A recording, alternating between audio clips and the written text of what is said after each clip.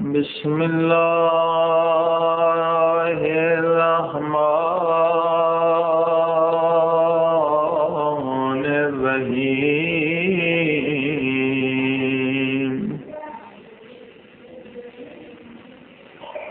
الحمد لله رب العالمين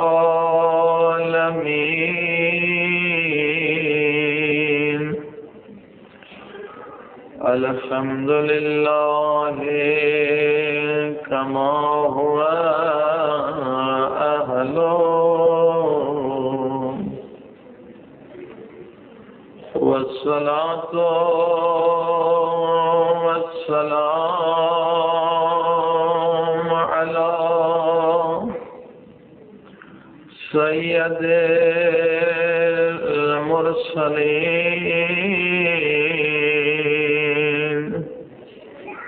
وخاتم النبيين أبي القاسم محمد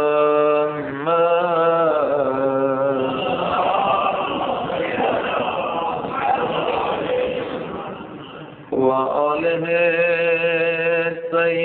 الطيبين الطاهرين المعصومين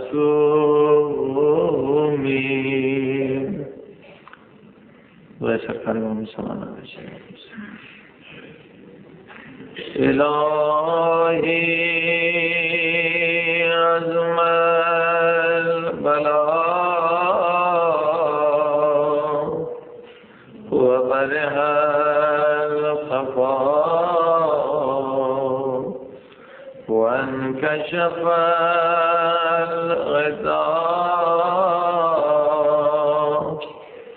وانقطع الرجاء وضاقت الأرض ومنعت السماء وأنت المستعان وإليك المشتكى وعليك المؤبل في شدة والرخاء. اللهم صل على محمد وآل محمد أولي الأمر الذين فرضت علينا طاعتهم وعرفتنا بذلك منزلتهم ففرج عنا بحقهم فرجا عاجلا قريبا كلمح البصر أو هو أقرب. يا محمد يا علي علي يا محمد يا محمد يا علي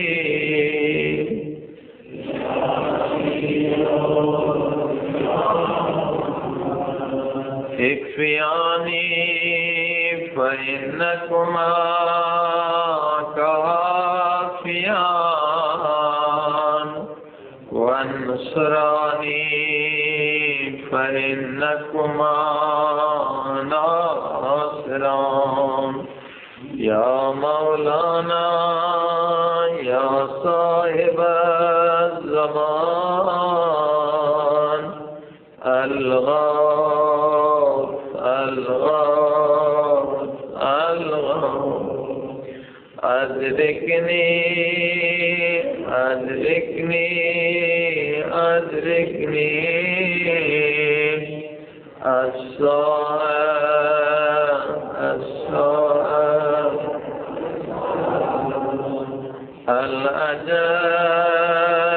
الأجل الأجل يا أرحم الراحمين بحق محمد وآله الطاهرين. صلوات.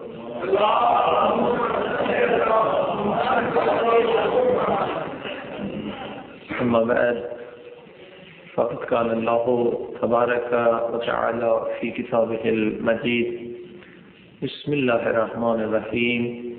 يا أيها الذين آمنوا اتقوا الله وقولوا قولا سديدا ومن يطع الله ورسوله فقد فاز فوزا عظيما. صلوات.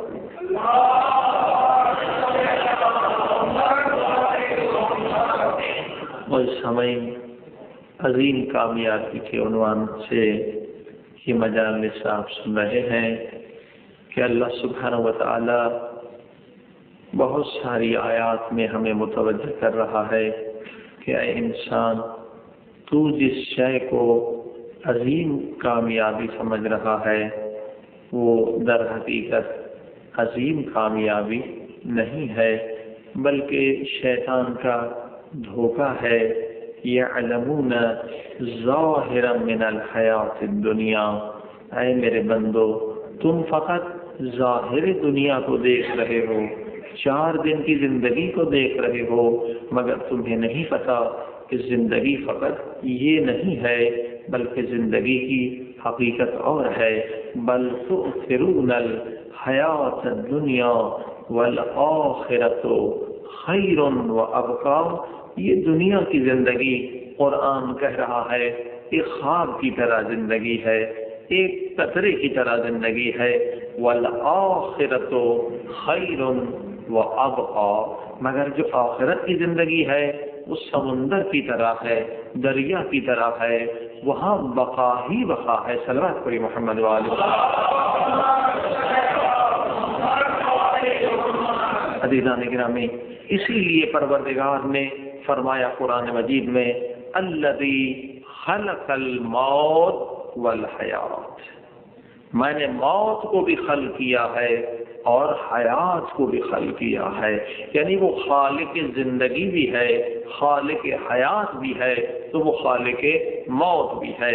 مالک موت کو خلق نہ کرتا، زندگی ہی زندگی ہوتی تو خوف نہ رہتا ہمیں موت کا، ڈر نہ ہوتا، آرام سے زندگی بسر ہوتی، تو آخر مالک تو نے موت کو کیوں خلق کیا؟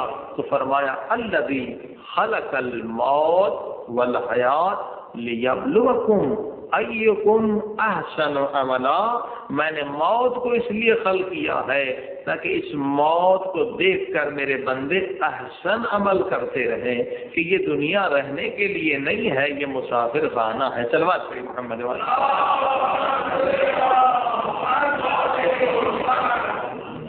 اب آپ نے دیکھا یہ زندگی بھی مخلوق ہے، موت بھی مخلوق ہے۔ جس طرح سے زندگی کو پروردگار نے خلق کیا، اسی طرح سے پروردگار نے موت کو خلق فرمایا ہے۔ مخلوقات خدا میں موت بھی شامل ہے، خود ملک الموت بھی مخلوق خدا ہے، زندگی بھی مخلوق خدا ہے۔ اگر آپ کو یاد ہوگا گزشتہ مجلسوں میں عرض کیا گیا کہ سرکار حضرت محمد مصطفیٰ صلی اللہ علیہ وسلم ارواحنا لہ الفدا کی مشہور و معروف حدیث ہے، فرمایا: اول ما خلق اللہ نوری، اللہ نے سب سے پہلے میرے نور کو خلق کیا۔ سب سے پہلے پروردگار نے نور سرکار محمد مصطفیٰ صلی اللہ علیہ وسلم، اور یہ حدیث موجود ہے، بڑی بڑی کتابوں میں موجود ہے، عام کتابوں میں موجود ہے کہ حضور نے فرمایا: اول ما خلق اللہ نوری، پروردگار نے سب سے پہلے میرے نور کو خلق کیا۔ اب یہاں لفظ کیا ہے؟ اول ما خلق، میرا نور اول ہے ہر مخلوق سے خلق کا لفظ ہے، یعنی جس کے اوپر خلق کا لفظ آ گیا وہ ہے مخلوق۔ رسول خدا فرماتے ہیں میرا نور ہے اول، ہر مخلوق سے پہلے، جو بھی مخلوق ہے ان سے پہلے حضور کا نور ہے۔ اب یہ آیت آپ نے سنی، الذی خلق، قرآن بھی کہہ رہا ہے الذی خلق الموت، اللہ نے موت کو خلق کیا ہے۔ رسول خدا بھی فرماتے اول ما خلق، میرا نور ہر مخلوق سے پہلے ہے، جس کے اوپر خلق کا لفظ آ جائے وہ مخلوق ہے۔ اب قرآن نے کہا اولو، رسول خدا نے کہا اولو ما خلق اللہ نوری، قرآن نے کہا الذی خلق الموت والحیات، موت بھی مخلوق ہے اور حیات بھی مخلوق ہے، اور رسول خدا یہ فرما رہے ہیں کہ میرا نور موت سے بھی پہلے ہے اور حیات سے بھی پہلے ہے۔ صلوات پڑھیں محمد۔ آپ نے دیکھا کتنے بڑے سوال کا جواب مل گیا۔ جو کہتے ہیں یا رسول کہہ کر، یا محمد مصطفیٰ صلی اللہ علیہ وسلم کہہ کے، یا علی کہہ کے نعرہ بلند نہ کریں، یا محمد نہ کہیں، یا علی نہ کہیں، کیوں؟ وجہ یہ کہتے کہ نعوذ باللہ وہ اس وقت ہے نہیں، اس دنیا سے چلے گئے۔ زندہ کے لیے کہا جاتا ہے یا، نعوذ باللہ وہ سمجھتے ہیں رسول خدا اس دنیا سے چلے گئے لہذا اب وہ زندہ نہیں ہے۔ اب قرآن کیا کہہ رہا ہے، حدیث سے کیا آواز آ رہی ہے؟ قرآن یہ کہہ رہا ہے الذی خلق الموت والحیات لیبلوکم ایکم احسن عملا، موت بھی مخلوق ہے، حیات بھی مخلوق ہے، زندگی بھی مخلوق ہے، موت بھی مخلوق ہے، اور رسول خدا یہ فرماتے ہیں کہ میرا نور جو ہے وہ موت سے بھی پہلے ہے، حیات سے بھی پہلے ہے، یعنی حضور کا نور موت کے خلق ہونے سے بھی پہلے خلق ہوا ہے۔ تو عزیزان گرامی، موت تو اس کو آئے گی جو موت کے بعد بنا ہو۔ صلوات کو یہ محمد جو موت کے بعد بنے اس کے لیے موت ہے، مگر جو موت سے پہلے خلق ہے اس کے لیے موت نہیں ہے۔ ان کی حیات ہماری حیات کی طرح محدود و مقید نہیں ہے، زمان اور مکان کی قید میں ہماری زندگی ہے، مگر محمد و آل محمد کی حیات زمان اور مکان کی قید میں نہیں بلکہ زمان اور مکان ان کی قید میں ہے۔ صلوات پڑھیے محمد، کیونکہ وہ موت اور حیات سے پہلے تھے۔ اب آپ نے دیکھا کہ ان کا مقام اہل بیت کا اس قدر بلند ہے، اس قدر بلند ہے، ہم سمجھ نہیں سکتے۔ کیوں نہیں سمجھ سکتے؟ اس لیے ہم زمان اور مکان کے قیدی ہیں۔ ایک وقت میں ہم ایک ہی زمان میں ہو سکتے ہیں، ایک ہی مکان میں ہو سکتے ہیں، اور محمد و آل محمد نہ زمانے کے قیدی ہیں نہ مکان کے قیدی ہیں۔ آپ جانتے ہیں کہ مولا علی علیہ السلام کو 40 افراد نے دعوت دی اور ایک ہی وقت معین ہوا، مگر 40 کے 40 گھروں میں مولا علی موجود تھے۔ صلوات پڑھیں محمد علی۔ اب ہم سوچتے ہیں یہ کیسے ہوا، یہ کیسے ممکن ہے؟ یہ ہم اس لیے سوچتے ہیں کہ یہ ہم خود پر قیاس کر رہے ہیں، کیونکہ ہم 40 جگہ پر نظر نہیں آ سکتے ہیں، لہذا مولا علی کیسے چلے گئے؟ بابا ہم زمان مکان کے قیدی ہیں، محمد و آل محمد زمان اور مکان کے اوپر مسلط ہے۔ صلوات پہ محمد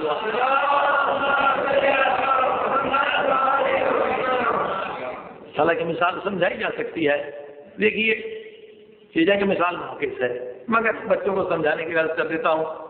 جیسے ہم شارجہ میں ہیں تو بھی چاند ہمیں نظر آتا ہے، بچے چھوٹا دوڑتے ہیں، وہ کہتے ہیں چاند ہمارے ساتھ چل رہا ہے، دوسرا بچہ کہتا ہے نہیں چاند میرے ساتھ چل رہا ہے۔ چاند تو ایک ہے نا، وہی چاند جو ہے 100 بچے بھی بھاگتے ہیں، وہ کہتے ہیں چاند دیکھو ہمارے ساتھ ہے، ہمارے ساتھ چل رہا ہے۔ چاند جو ہے کیونکہ وہ محیط ہے، اتنا بڑا ہے یہ سیارہ کیونکہ بہت محیط ہے، بہت ساری ایریا پر، لہذا اب سمجھیے محیط کیا ہے. مثلا یہ دیکھیے یہ گلاس ہے، اب میرا یہ ہاتھ ہتھیلی جو ہے یہ اس گلاس کے اوپر محیط ہے، ٹھیک ہے نا.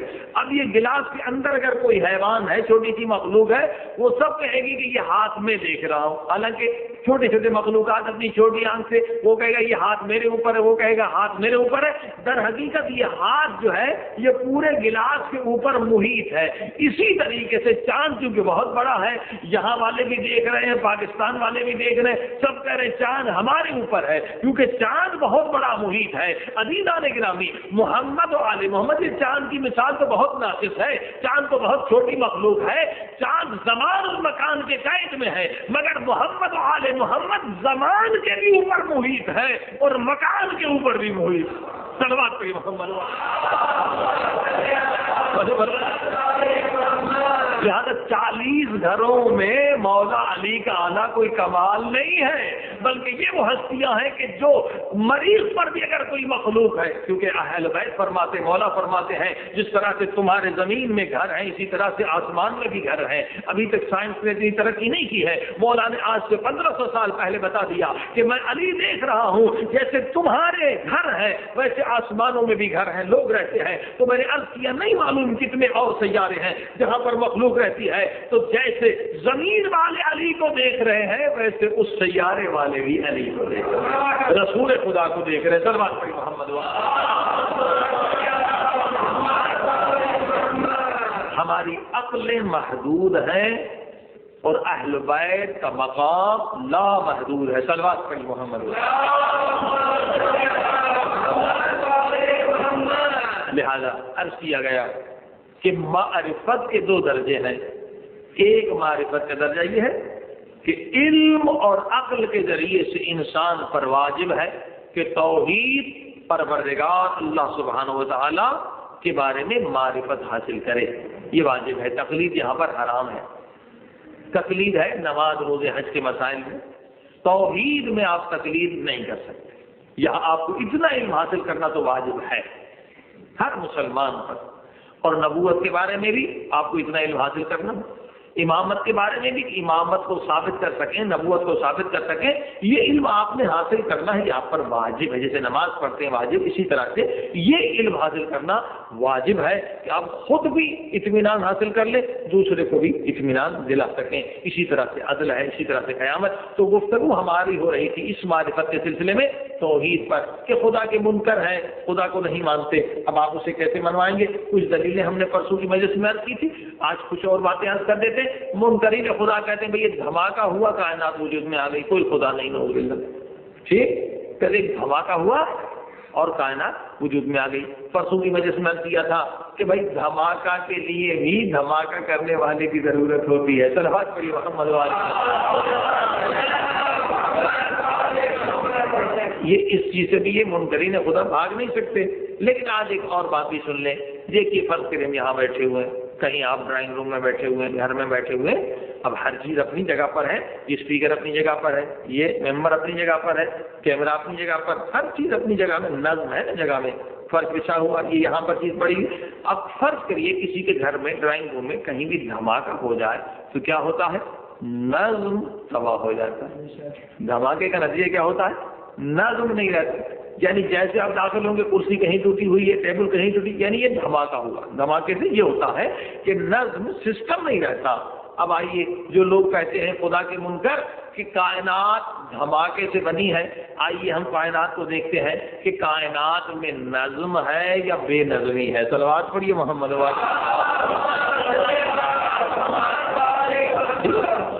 چونٹی سے لے کر بڑے بڑے پلانٹ، یورینس تک بڑے بڑے پلانٹ کو دیکھ لیں، سارے نظام شمسی کو دیکھ لیں، ہر ایک مخلوق، میں نے کہا چھوٹی سی چھوٹی مخلوق چونٹی سے، اس سے بھی چھوٹی مخلوق سے لے کر اور بڑی بڑی مخلوقات جو بہت بڑے بڑے سیارے ہیں، ان میں غور فکر کرتے چلے جائیں، دیکھتے چلے جائیں کہ کائنات میں نظم ہے. تو نظم دلیل ہے کہ نظم پیدا نہیں ہو سکتا جب تک کہ کوئی نظم پیدا کرنے والا نہ ہو. اور نظم کے لیے علم کی بھی ضرورت ہے، بصیرت کی بھی ضرورت ہے. صلوات پڑھیے محمد والے. اب آئیے اوپر سے چلے یا نیچے سے چلے، جس طرف آپ کا جی چاہے. غور کرتے چلے جائیے عزیزان گرامی. مثلا ہم اپنے آپ سے شروع کرتے ہیں. ہم انسان ہیں. اب دیکھیے ہمارے ہی وجود کو دیکھتے. السلام علیکم. صلوات پڑھیے محمد. اب دیکھیے کائنات کا نظم کیا. ہم جو گیس لیتے ہیں وہ کیا ہے؟ آکسیجن. آکسیجن اگر نہ ہو تو انسان مر جائے. اب کتنے لوگ پیدا ہو رہے ہیں, پبلک بڑھتی چلی جا رہی ہے, آکسیجن کی ضرورت ہے. بھائی کبھی آپ نے سنا کہ آکسیجن کم ہو گئی ہو؟ نہیں الحمدللہ. اب دنیا اتنے نہیں معلوم کتنے کروڑ سال ہو گئے بقول سائنس کے اور بقول تاریخ کے, ہزار لاکھوں سال گزر گئے. آپ سانس لے رہے ہیں, مخلوق پیدا ہوتی جا رہی ہے. اب تو اس آکسیجن کو ختم ہو جانا چاہیے کیونکہ آکسیجن کے بغیر تو انسان رہ نہیں سکتا. اب اگر بد نظمی ہوتی تو ایسا ہونا چاہیے, مگر دیکھیے کس قدر نظم ہے کہ اگر آپ آکسیجن لے رہے ہیں تو اس کا بدلہ کیا ہے؟ یہ درخت جو ہے وہ آکسیجن نکال رہے ہیں. اب بتائیے کس قدر سسٹم خوبصورت ہے کہ اگر ہمیں آکسیجن چاہیے تو آکسیجن کا نہ ہو تو انسان مر جائے. تو پروردگار نے درختوں کو خلق کیا. اب درخت جو ہے وہ آکسیجن دیتے ہیں. اچھا ہم نکالتے کیا ہے؟ کاربن ڈائی آکسائڈ. کاربن ڈائی آکسائڈ کا بھر جانی چاہیے دنیا کو بھی خطرہ ہو جائے ہماری صحت کو, جان کو. اب اس کا بندوبست یہ ہے کہ جو کاربن ڈائی آکسائڈ ہم نکالتے ہیں اسے پروردگار نے درختوں کی غذا قرار دے دیا تاکہ دنیا میں ہمیشہ نظم باقی رہے کہ جس چیز کی ہمیں ضرورت ہے وہ ہم درختوں سے لے رہے ہیں اور جس چیز کی ان کو ضرورت ہے وہ ہم سے لے رہے ہیں. تو یہ خود دلیل کیا ہے کہ جو ہمارا خالق ہے وہی درختوں کا خالق ہے. صلوات پڑھیے محمد والے. کیونکہ کائنات کا جہاں پر دوسری دلیل میں نے عرض کر دی, اگر آپ غور کر دیں یہاں دوسری دلیل عرض کر رہا ہوں کہ یہ جو ہم کہتے ہیں وحدہ لا شریک, وہ وحدہ ہے, وہ واحد ہے, وہ ایک ہے, اس کا کوئی شریک نہیں. وہ یہی نظم ہے. یہیں سے دلیل پیدا ہوتی ہے کہ پوری کائنات کا نظام ایک ہے.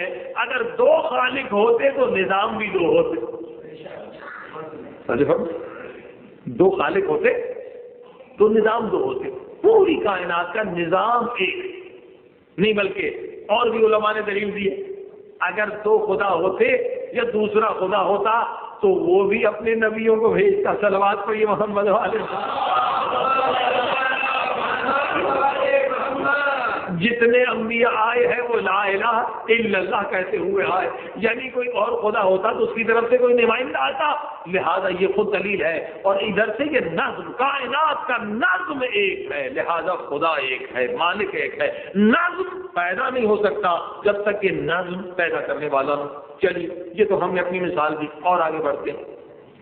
انسان بہت بڑی مخلوقات, یہ جو سیارے اپنے ہی نظام شمسی سے شروع کریے. بھائی نظام شمسی کیا ہے؟ کچھ سیارے ہیں جو ایک اپنے اپنے آربٹ میں اس سورج کے گرد گھوم رہے ہیں اور اسی سے دن بنتے ہیں, اسی سے رات, اسی سے سردی, اسی سے گرمی. یہ سارا نظام ایسے ہوتا ہے, سردی گرمی کا نظام. اب دیکھیے کمال یہ ہے کہ جناب ہماری زمین کس قدر تیزی سے سورج کے گرد گھوم رہی ہے اور اسی طرح سے چاند بھی سورج کے گرد گھوم رہا. یہ ہمارا سورج نہ جانے کتنے ہزار لاکھوں اور بھی سورج ہیں اور بھی نظام ہائے شمسی ہیں. اس چھوٹے سے نظام شمسی کی طرف دیکھ لیں.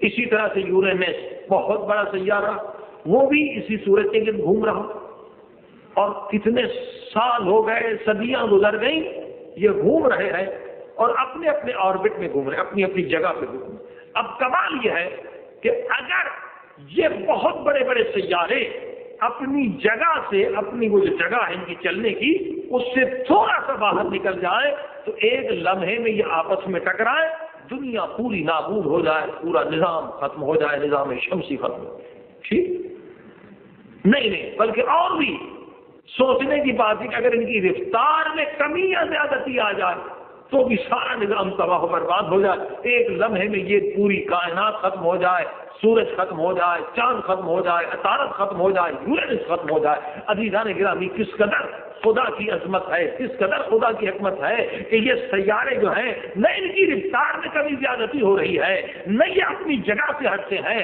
اب پہلا سوال تو یہ پیدا ہوتا ہے کہ اس قدر عجیب و غریب نظام, عظیم و شان نظام, کیا کوئی جاہل مادہ بنا سکتا ہوں؟ جو مادہ پرست کہتے ہیں کائنات مادے سے بنی ہے، میں نے عرض کیا مادے کے اندر علم نہیں، عقل نہیں، قدرت نہیں، طاقت نہیں. یعنی اس نظام کو بنانے والا جو ہے، اس نظام سے پتا چلتا ہے وہ کس قدر علیم اور بصیر ہے، اور اس قدر بڑے سیارے جس کے حکم سے چل رہے ہیں، جس کے نظام سے چل رہے ہیں. تو یہ خود بتا رہا ہے ان اللہ علی کل شیء قدیر، وہ کس قدر قادر ہے کہ اس قدر بڑے بڑے سیاروں کو اس نے نظم عطا کیا ہے، اپنی جگہ سے ہٹ نہیں سکتے، نہ ان کی رفتار میں کمی ہے نہ اس کی رفتار میں زیادتی ہے. تو یقیناً یہ دلیل ہے عزیزان گرامی کہ یقیناً یہ کائنات دھماکے سے نہیں بنی ہے، کیونکہ دھماکے میں نظم نہیں ہوتا. کائنات کا ذرہ ذرہ نظم بتا رہا ہے، اور نظم کو قائم کرنے کے لیے علم کی ضرورت ہے، عقل بھی ہونی چاہیے، بشارت بھی ہونی چاہیے، اور قدرت بھی ہونی چاہیے. البات کہی محمد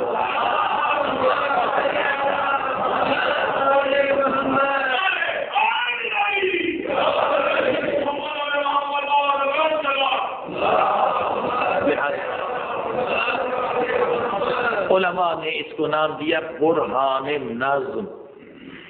خدا کے وجود پر بہترین دلیل، وسیع دلیل، ہر مخلوق میں غور کر، برہان نظم. اور یہ خود غور و فکر سے جو قرآن نے کہا تتفکر افلا یتفکرون، فکر کیوں نہیں کرتے؟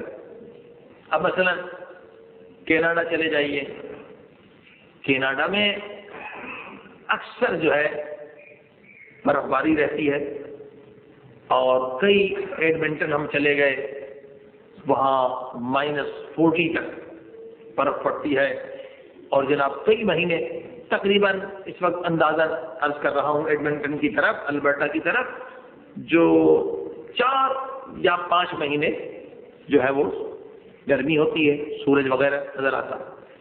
اب مسئلہ یہ ہے کہ اس قدر مختصر سے عرصے میں خدا نے انہیں رزق بھی دینا ہے، فصلیں بھی پکنی ہیں.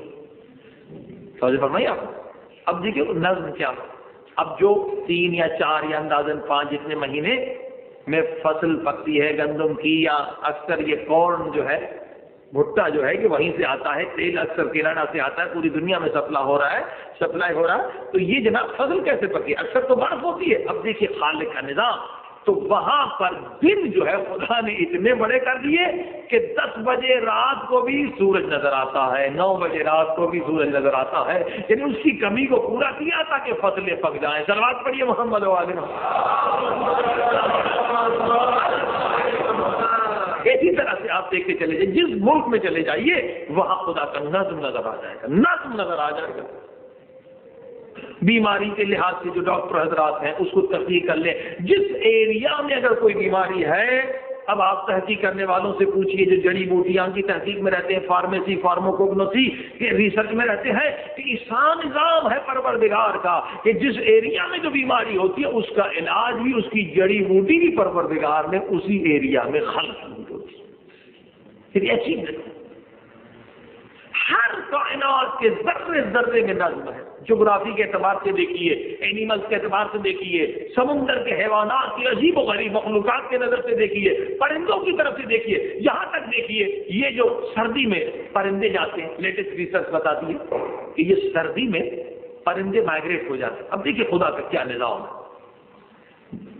اب یہ مائگریٹ ہو گئے سردی کے علاقے، جب بہت سردی ہوتی ہے، برف پڑتی ہے، رشیا وغیرہ، تو یہ پرندے جو ہیں 100 200 400 کی یہ گروہ میں اپنے راستے کو معین کرتے ہیں. کیونکہ ایک دو پائلٹ نے ہمیں بتایا کہ یہ اس زمانے میں خطرہ ہوتا ہے کہ ہمیں ان کا خیال رکھنا ہوتا ہے خاص ایریاز میں، کیونکہ بہت بڑی تعداد میں ہوتے ہیں.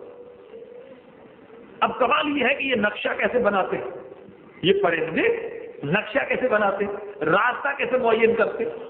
دیکھیے یہ خدا نے انہیں چیز عطا کی. اور عجیب جو حیرت انگیز تحقیق ہوئی ہے وہ سن کے اور حیران ہوں گے. چلیے بھائی مائگریٹ ہو گئے، مثلا ایک پرندہ وہ رشیا سے مائگریٹ ہو کر کسی گرم علاقے میں آ گئے، اس کے ماں باپ اور اپنے بچوں کو اٹھا کے لاتے ہیں.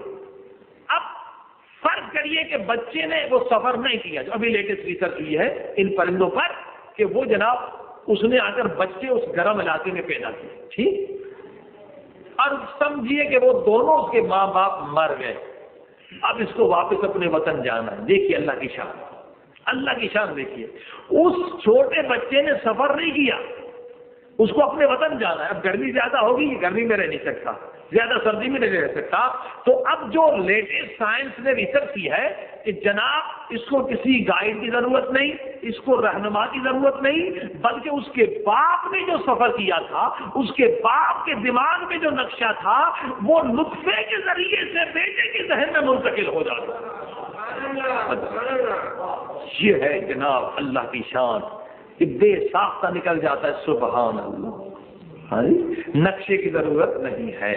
وہ باپ کے نطفے، وہ D N A R N A جو لوگ جانتے ہیں سائنس کو، وہ D N A R N A کے ذریعے سے نقشہ جو ہے وہ اس پرندے کے بچے کی طرف منتقل ہو جاتا ہے، وہ آرام سے اسی نقشے کے ذریعے سے اپنے وطن چلا جائے گا۔ عزیزان گرامی آپ دیکھیے، میں نے عرض کیا چونٹی سے لے کر پرندے تک جس مخلوق کو دیکھتے چلے جائیں گے اس میں نظم موجود ہے، لہذا یہ نظم بتا رہا ہے کہ کائنات کو بنانے والا بڑا عظیم ہے، جو ہم کہتے ہیں سبحان ربی العظیم و بحمدہ، سبحان ربی الاعلی و بحمدہ۔ واقعی مخلوقات خدا تو آپ اگر غور کریں گے تو حیران ہو جائیں گے، حتیٰ کہ یہ چونٹیاں، یہ ہزار قسم ہے چونٹیوں کی۔ میں ایک ٹی وی پر ہم پروگرام دیکھ رہے تھے یہ حیوانات کا کہ یہ چونٹیاں جو ہیں ایک انڈر گراؤنڈ اتنا بڑا راستہ بناتے ہیں، ان کی بہت بڑی طولانی انہوں نے رزلٹ دی تھی کہ کئی کلومیٹر کا یہ راستہ ہوتا ہے، عجیب و غریب، اور انہوں نے کہا کہ ایسا راستہ آج تک انسان نہیں بنا سکا۔ یہ چونٹیاں،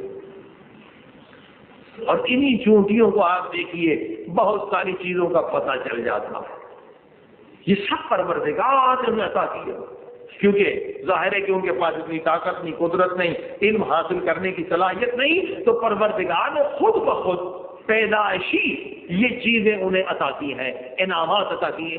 مثلا کوئٹہ میں زلزلہ ہوا، شاید آپ نے سنا ہوگا گزشتہ سال، تو ایک صاحب کہہ رہے تھے کہ زلزلے سے پہلے میرے گھر کی مرغی جو ہے وہ چیخنے لگی 15 منٹ پہلے، کیونکہ وہ بند تھی، وہ نکلنا چاہتی، چیخ رہی ہے مسلسل چیخ رہی ہے۔ ہم نے پریشان کی کیا ہوئی، کب وہ چیختی رہی جب تک زلزلہ نہ آیا۔ اب آپ نے دیکھا زلزلے کی خبر اور بارش پڑنے کی خبر، بہت ساری چیزوں کی خبر جو ہے ان حیوانات کو خدا پہلے سے دے دیتا ہے، کیونکہ یہ بیچارے ویسے اپنا دفاع نہیں کر سکتے ہیں، ان کے پاس علم نہیں، ان کے پاس ٹیکنالوجی نہیں، تو پروردگار نے یہ چیزیں انہیں پیدائشی عطا کی ہے۔ صلوات کوئی محمد۔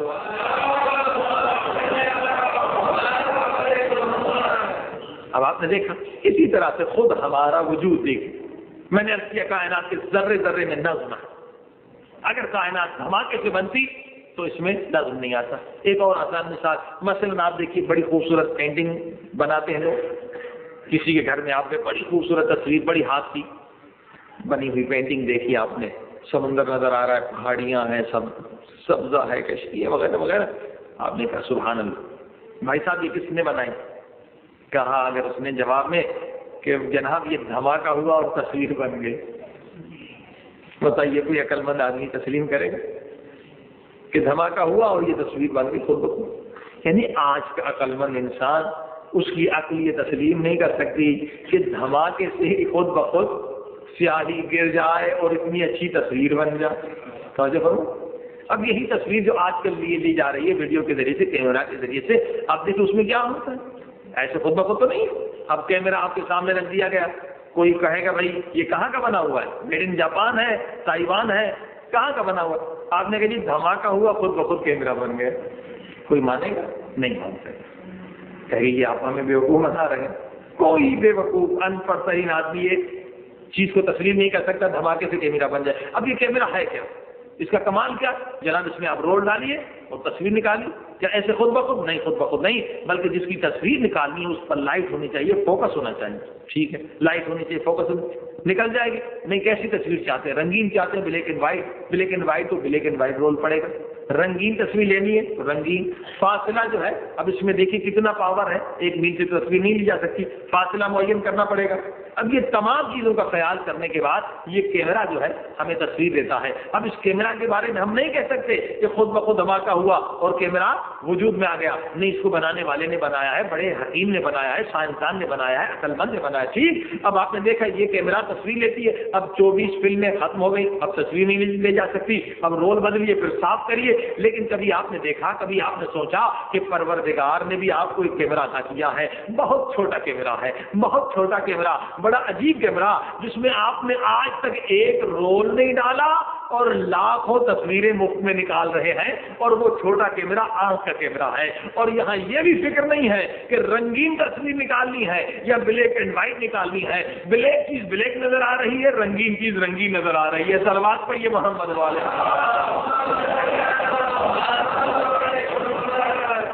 جب ہماری عقل سے تسلیم نہیں کر سکتی کہ یہ کیمرہ دھماکے سے نہیں بن سکتا، تو یہ اس قدر قیمتی کیمرہ جو آنکھ کی شکل میں ہے، کیا یہ خود بخود بن جا سکتا ہے؟ نہیں بن سکتا. اس کیمرہ کا یہ ہمارے آنکھ کا نظام بتا رہا ہے کہ یقیناً اس کو بنانے والا بڑا علیم ہے، بڑا حکیم ہے.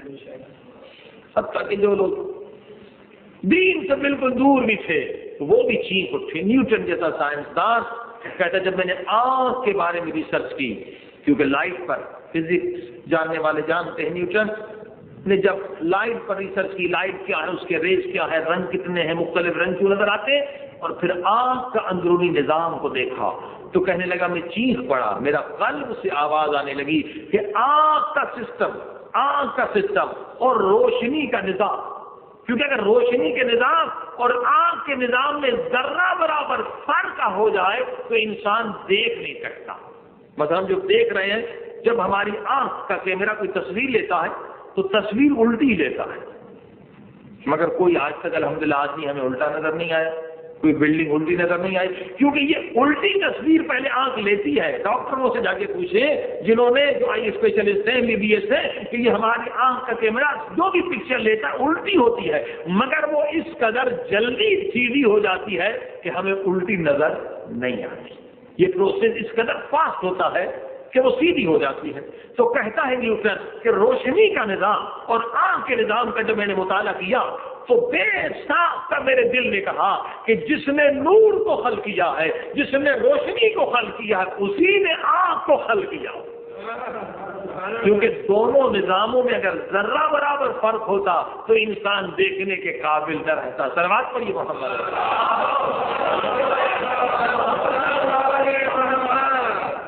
کسی چیز پر بھی غور کرتے چلے جائیں، کائنات کے ہر شے میں نظم ہے.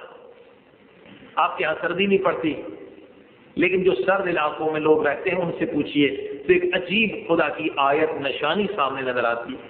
اب دیکھیے، انسان کے بدن میں سب سے زیادہ سخت کام کرنے والے جو اعضاء ہیں وہ ہاتھ اور پاؤں. سخت ہیں، یہ ہاتھ سے پتھر توڑتا ہے انسان، مشکل کام. اور پاؤں کے ذریعے سے انسان کہاں کہاں چلا جاتا ہے. ہاتھ اور پاؤں یہ بڑے سخت ہیں. اور سب سے نازک ظاہری اعضاء میں جو ہے وہ انسان کی آنکھ ہے. تھوڑا سا تنکا بھی چلا جائے تو آنسو نکل آتے ہیں، قیامت ہو جاتی ہے، درد ہونے لگتا. یعنی ظاہری طور پر ہمارے اعضاء سب سے زیادہ سخت کیا ہے؟ ہاتھ ہے اور پاؤں ہے. اور سب سے نازک کیا ہے؟ آنکھ. اب آپ ایران زیارت کے لیے چلے جائیے، سرد ممالک میں چلے جائیے، جب جو ہے ٹیمپریچر -10 میں جاتا ہے، -20 میں جاتا ہے، اس وقت آپ دیکھیں کہ سب سے زیادہ سردی ہاتھوں اور پاؤں کو لگتی ہے. یہ جو سب سے ٹف ہے، سب سے مضبوط ہمارے اعضاء ہے، سب سے زیادہ سردی ہاتھ کو لگتی ہے پاؤں کو لگتی ہے، -40 بھی ہو جائے، -30 بھی ہو جائے، 20 بھی ہو جائے، یہ ہاتھوں پر قیامت ٹوٹتی ہے کہ ایسے لگتا ہے کوئی ہاتھ کاٹ رہا ہے. جو لوگ سردی کے علاقے میں رہتے ہیں وہ جانتے ہیں کہ ایسے لگتا ہے کہ ہاتھوں کو کاٹ رہا ہے. سردی ہاتھوں کو زیادہ لگتی ہے، پاؤں کو زیادہ لگتی ہے، مگر آنکھ کو کچھ بھی نہیں ہوتا. حالانکہ آنکھ بہت زیادہ نازک ہے، سب سے زیادہ نازک عضو آنکھ ہے، مگر آنکھ کو سردی نہیں لگتی. اور ہمیں لگتی ہے تو ہاتھوں اور پاؤں کو لگتی ہے. بھئی ہاتھوں پاؤں کو سردی لگی، ہم نے ہاتھ پر جوراب چڑھا لیے، پاؤں پر جوراب چڑھا لیے. اگر آنکھوں کو سردی لگتی تو آنکھوں پر جوراب چڑھاتے تو نظر کیا آ جاتا؟ صلوات پڑھیے محمد والے.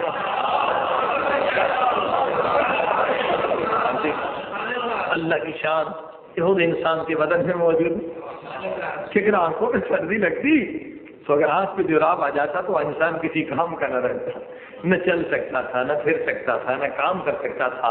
عزیزان گرامی، اب آپ نے دیکھا یہ دھماکے سے کوئی چیز نہیں بنی ہے، بلکہ یہ کائنات نظم سے بنی ہے.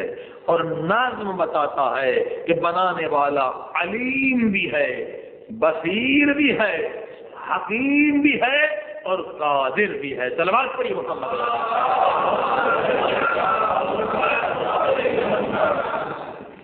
بہرحال خود انسان کے بدن میں اور ہزار نشانیاں موجود ہیں کہ وقت اجازت نہیں دیتا کہ تفصیل میں چلا جائے انسان. یہ ساری نعمتیں اس لیے ہیں، ساری مخلوقات کے ذریعے سے آپ کیا حاصل کریں گے؟ معرفت پروردگار. کائنات میں بقول مولا علی کے کوئی شے، کوئی مخلوق ایسی نہیں جس کے ذریعے سے اللہ سبحانہ و تعالی کی معرفت حاصل نہ ہو سکے، بشرط انسان عقل سے، فکر سے کام لے. ہر مخلوق معرفت پروردگار کی طرف لے جاتی. تو برہان نظم سے آپ نے توحید کو سمجھا، خدا کی ذات کی معرفت حاصل کی. مگر میں نے عرض کی یہ معرفت کیا ہے؟ یہ معرفت علمی یا عقلی ہے. 100 دلیلیں آپ نے حاصل کر لیے خدا کے وجود پر، اب آپ کو علم آ گیا، شک دور ہو گیا. لیکن یہ معرفت جسے علمی کہتے ہیں، معرفت عقلی کہتے ہیں، یہ معرفت آپ کو گناہ سے روک نہیں سکے. خدا کو دیکھیے ہم مانتے ہیں مگر پھر بھی گناہ کرتے ہیں، کیونکہ معرفت ہماری علمی اور عقلی ہے. بس مولا علی کو مانتے ہیں، علی ولی اللہ کہتے ہیں، عقیدہ ہے کہ پنجتن پاک 4 معصومین شاہد ہیں ہمارے اعمال پر، دیکھ رہے ہیں ہمیں، جہاں بھی ہم ہیں امام ہمیں دیکھ رہے ہیں، پھر بھی گناہ کرتے ہیں. یقین ہے کہ اہل بیت دیکھ رہے ہیں، کیونکہ معرفت ہماری صرف عقلی ہے، علمی. علمی معرفت فقط انسان کو گناہ سے روک نہیں سکتے جب تک کہ دوسرے قسم کی معرفت جسے معرفت قلبی کہا گیا، قلبی معرفت، روحی معرفت جب تک انسان حاصل نہ کرے تب تک گناہ سے نہیں بچ سکتا. اور قلبی معرفت کیسے ملے گی؟ قرآن نے کہا وَعْبُدْ رَبَّكَ حَتَّى يَأْتِيَكَ الْيَقِينُ. یہ جو قلبی معرفت ہے یہ صرف مجلس پڑھنے اور سننے سے نہیں حاصل ہوتی، بلکہ یہ عمل سے ہوتی ہے، عبادت سے ہوتی ہے، ریاضت سے ہوتی ہے. جب انسان عبادت کر، اے میرے بندے اس قدر عبادت کر کہ تجھے معرفت قلبی حاصل ہو جائے. اور یہ وہی معرفت ہے جس پر موضوع ہمارا چل رہا ہے کہ اسی معرفت کے ذریعے سے انسان کو علم غیب عطا کیا جاتا ہے. جیسے میں سمے تمار کے پاس علم تھا، جس طرح حبیب ابن مظاہر کے پاس تھا کہ جب تک انسان عالم فرزخ کو نہ دیکھے، عذاب کو نہ دیکھے، جب آنکھوں سے مشاہدہ نہ کرے تب تک انسان کو یقین نہیں آتا، اور جب تک یقین نہیں آتا تب تک انسان گناہ سے نہیں بچتا. صلوات پڑھیں محمد والا. ایک اور مثال، مثلا ہم سب کو علم ہے کہ مردہ انسان سب سے بے ضرر ہے. زندہ انسان ہمیں نقصان پہنچا سکتا ہے مگر مردہ بیچارہ کوئی نقصان ہمیں پہنچا نہیں سکتا. ٹھیک، سب کو علم ہے، لیکن ہم میں سے بہت سارے دل کے کمزور ہیں.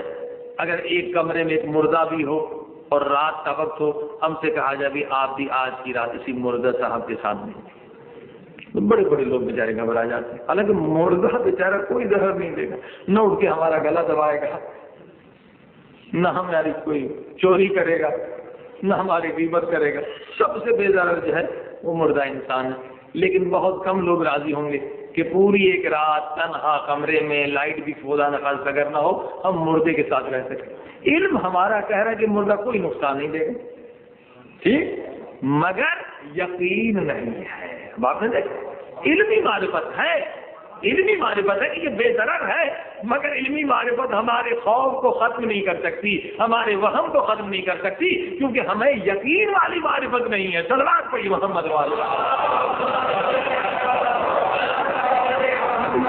لہذا علمی معرفت جو ہے وہ کافی نہیں ہے، اسی لیے فرمایا علم کے ساتھ عمل کی بھی ضرورت ہے۔ خدا نے یہ نہیں کہا کہ فقط عالم جو ہے وہ خسارے سے بچ گئے، نہیں، بسم اللہ الرحمن الرحیم، والعصر ان الانسان لفی خسر، سارے لوگ خسارے میں، سارے لوگ نقصان میں، الا الذین آمنوا، جو ایمان رکھتے ہیں وہ خسارے میں نہیں۔ اور پھر کیا کہا؟ وعملوا الصالحات، صرف ایمان کافی نہیں ہے، یہ ایمان جو خدا پر ہے ہمارا، یہ ایمان عقلی ہے، علمی ایمان ہے کہ خدا ہے، لا الہ الا اللہ ہے، محمد رسول اللہ صلی اللہ علیہ وآلہ وسلم، سرکار محمد مصطفیٰ صلی اللہ علیہ وآلہ وسلم پر جو ایمان ہمارا ہے یہ عقلی ایمان ہے، یہ علمی ایمان ہے، یہ علمی معرفت ہے۔ علی ولی اللہ یہ علمی معرفت ہے، یہ عقلی معرفت ہے، مگر صرف علمی اور عقلی معرفت یہ ایمان فقط کافی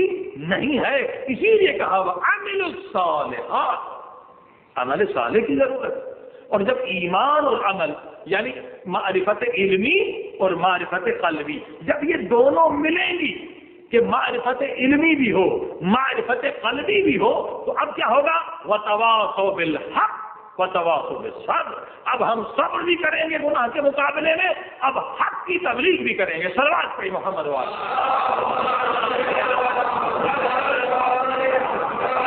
عزیزان گرامی، دو چیزوں کا ملنا ضروری ہے، معرفت علمی پلس معرفت قلبی، جب یہ دو ملیں گی تو رزلٹ کیا نکلے گا؟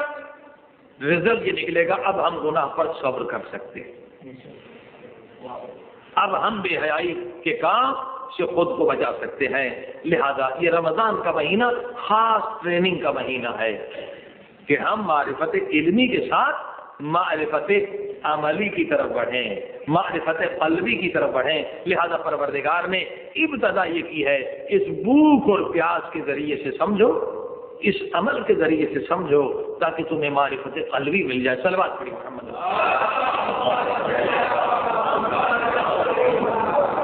دعا کریے کہ خدا اس مہینے میں ہم میں سے کسی کو محروم نہ رکھے۔ پروردگار اس مہینے میں ہم صرف معرفت علمی نہیں چاہتے بلکہ معرفت قلبی بھی چاہتے ہیں کہ ایمان بھی ہو اور عمل صالح بھی ہو، تاکہ دنیا آخرت کی پریشانیوں کا ہم مقابلہ کر سکیں اور آخرت کے عذاب سے خود کو بچا سکیں۔ صلوات پڑھیں۔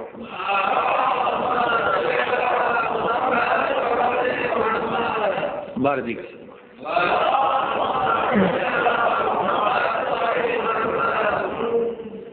آئیے چند جملے دعا کے تاکہ خدا ہمارا آنا یہاں پر قبول کرے۔ ہم سب کی بخشش کے لیے اور خصوصاً والدین زندہ ہوں یا مرحوم ہوں، آخری راتوں میں یہ مہم راتیں ہیں، بہت اہم راتیں ہیں، والدین کے استغفار کو نہ بھولیے گا۔ اللہم صلی علی محمد وآل محمد، اللہم صلی علی محمد وآل محمد، اللہم صلی علی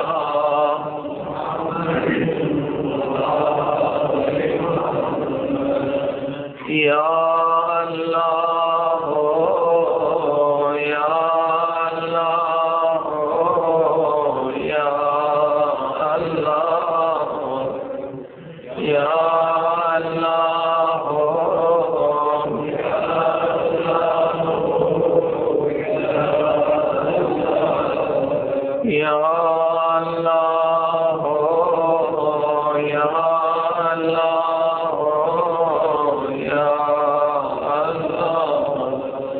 یا اللہ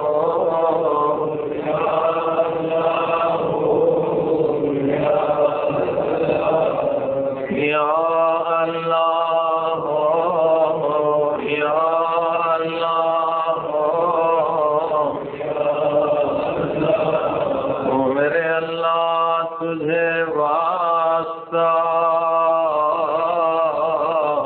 اس لحظے کا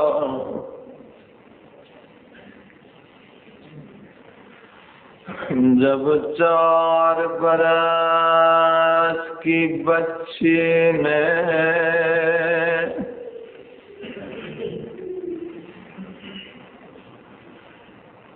اولاد والوں ذرا غور سے سنیے خدا کو کیا واسطہ دے رہے ہیں. میں نہیں سمجھتا خدا اس واسطے کو رد کرے گا. میں نے عرض کیا اے خدا تجھے واسطہ اس لحظے کا جب 4 برس کی بچی نے اپنے ہونٹوں کو بابا کی کٹی ہوئی گردن پہ رکھ دیا.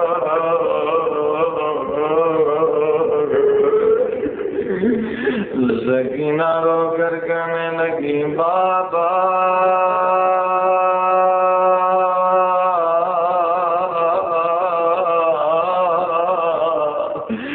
میرے مظلوم بابا میرے پردیسی بابا. بابا آپ 3 دن کے پیاسے تھے.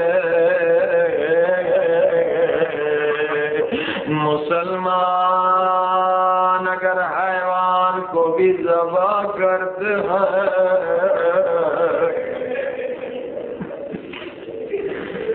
زبانی پلاتے ہیں.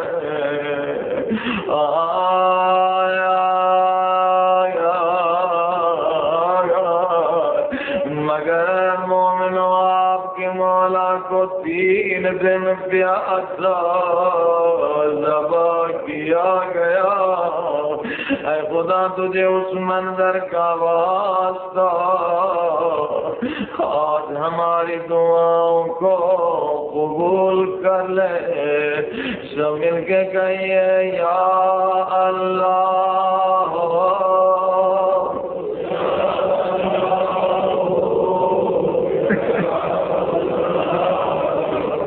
یا اللہ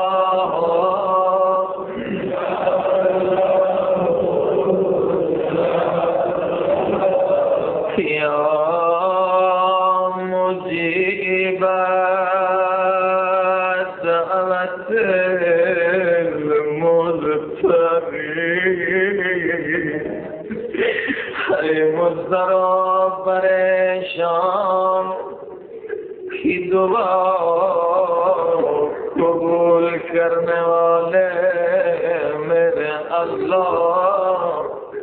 سنیں گے عزیز و مضطر و پریشان کون ہے؟ ہائے جن کے خیمے بھی جلا دیے جائے اور سروں سے چادریں بھی اتاری جائیں, جن کے وارثوں کی لاشوں پہ گھوڑے دوڑائے جائیں. میرے اللہ ان سے بڑھ کر بلا مضطر و پریشان کون ہوگا؟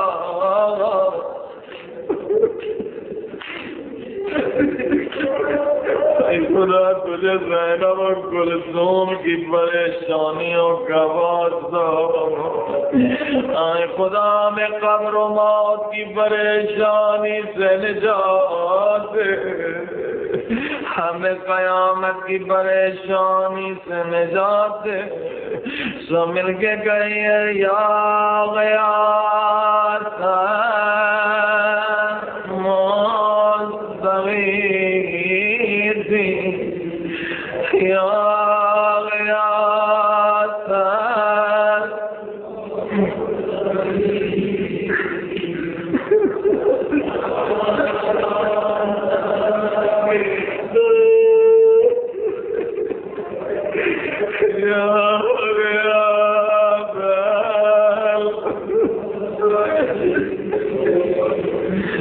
خدا ہم تجھ سے دنیا مانگنے نہیں آئے، اے خدا ہم تجھ سے دنیا کی حکومت مانگنے نہیں آئے۔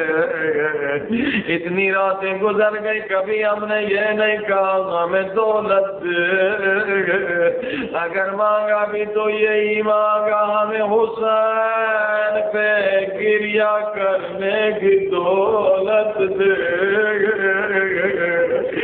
پروردگار ہم تجھ سے مال دنیا مانگنے نہیں آئے، پروردگار ہماری فریاد یہی ہے ہمارے گناہ بخش دے۔ زمین کے گئے یا غفار یا غفار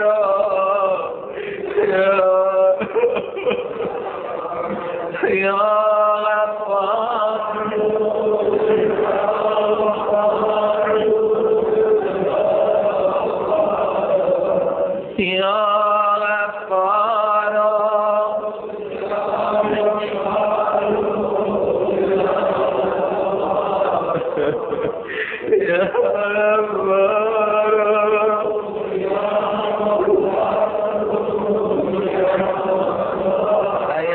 ہر رات کرے یا غفار۔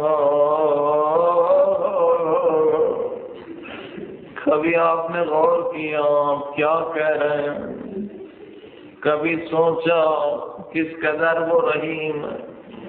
ہم مجرم ہیں، ہم نے اس کی دربار میں لاکھوں نہیں بے شمار گناہ کیے، بھلا بتائیے کبھی مجرم، کبھی چور، کبھی جس نے جرم کیا ہے وہ کبھی جا کے پولیس اسٹیشن کا دروازہ نہیں بجاتا، مجرم پولیس اسٹیشن سے دور بھاگتا، مگر خدا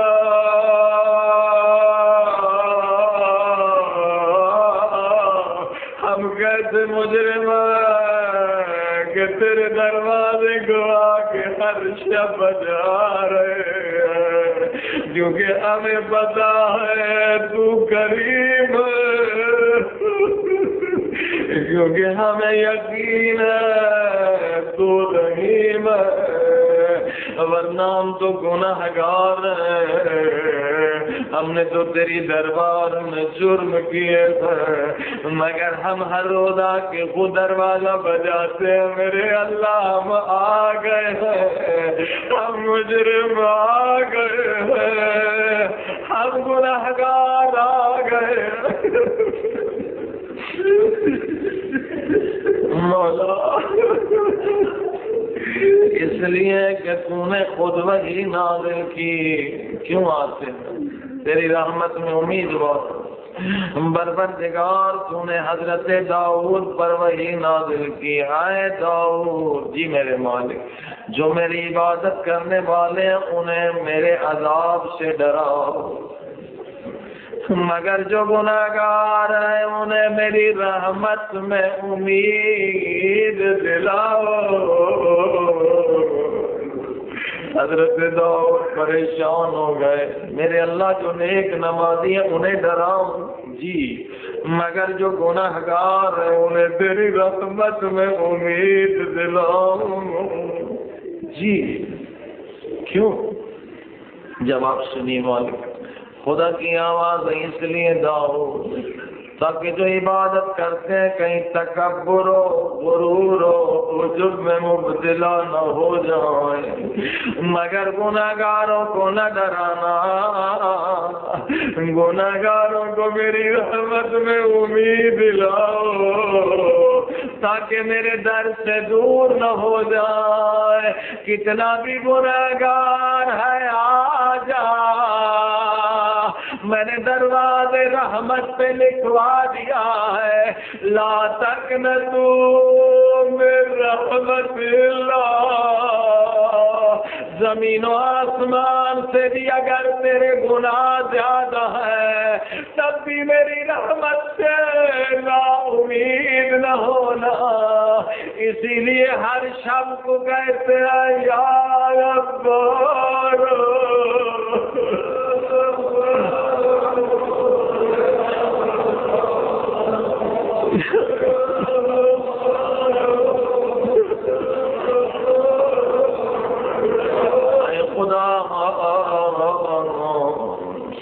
بس چند رات رہ گئی میرے اللہ، ان راتوں میں ہمیں اتنا پاک کر دے، اتنا پاک کر دے کہ جب اس دنیا سے چلے جائیں قبر میں پہنچے تو قبر کی پہلی رات امام حسین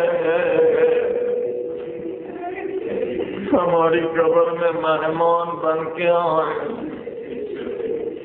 سنیے حدیثوں میں روایتوں، اگر مومن فقط اتنی زحمت کرے کہ جتنے گناہ کیے آنکھوں سے، زبان سے، ہاتھوں سے، پیروں سے، انہیں یاد کر کے ایک آنسو بہائے تاکہ یہ گناہ ہماری قبر کو جا کے نجس کر دے۔ قبر اگر نجس سے امام حسین نہیں آئیں گے، قرآن کہتا انما یرید اللہ لیذھب عنکم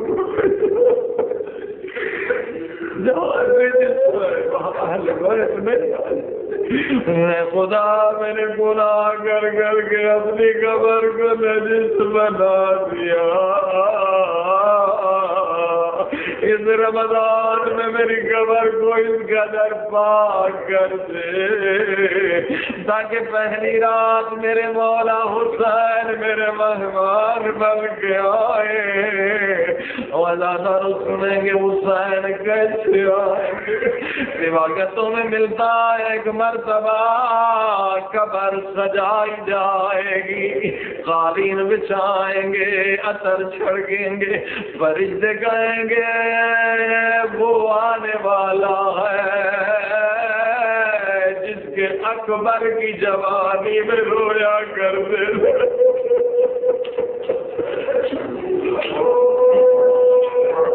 آئے مومن، آئے مومنہ، تو نے بڑا ماتم کیا دنیا میں، بڑا گریا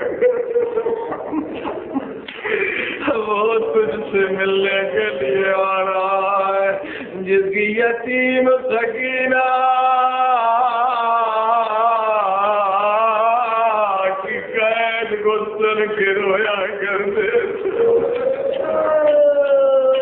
کیوں ملنے آ رہے ہیں؟ حل جزاء الاحسان الا الاحسان، احسان کا بدلہ نہیں ہے مگر احسان سے۔ تو نے حسین کی مصیبت پہ گریہ کیا ہے، آج تو خود مصیبت ہے،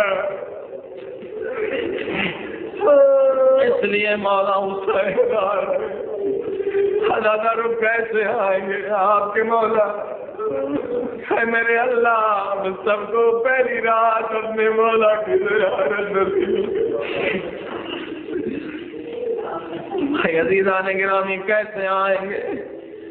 روایتوں کے الفاظ ہیں، مولا آئیں گے دائیں طرف علی اکبر، آئے آئے آئے کس قدر مجرمی قبر کی پہلی رات حسین کی بھی زیارت ہے، اب شکل پیغمبر کی بھی زیارت۔ ایک طرف حضرت علی اکبر ہے، دوسری طرف ایک جوان ہے جس کے بعد کٹے ہوئے ہیں اور جسم پر فوجی لباس پہنا ہوا ہے. مومن پوچھے گا کہ کون جوان ہے جس نے قبر میں بھی فوجی لباس پہن رکھا ہے؟ فرشتے جواب دیں گے یہ عباس ابن علی ہے. عباس کو کربلا میں جنگ کی اجازت نہیں ملی تھی. عباس نے فوجی لباس نہیں اتارا. عباس کو آج بھی انتظار ہے کب امام زمانہ آئیں گے اور میں قاتلان حسین سے انتقام لوں گا. نہیں پتہ قاتلان حسین سے نہیں، ان سے انتقام لیں گے جنہوں نے زینب کے سر سے زیادہ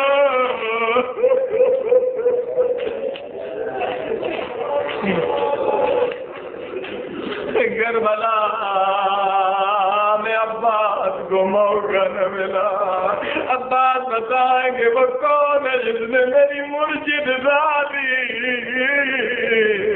کے سر سے چادر اتاری ہے؟ اس سے انتقام لیں گے جس نے 4 برس کی بچی کو دبا سے مارے.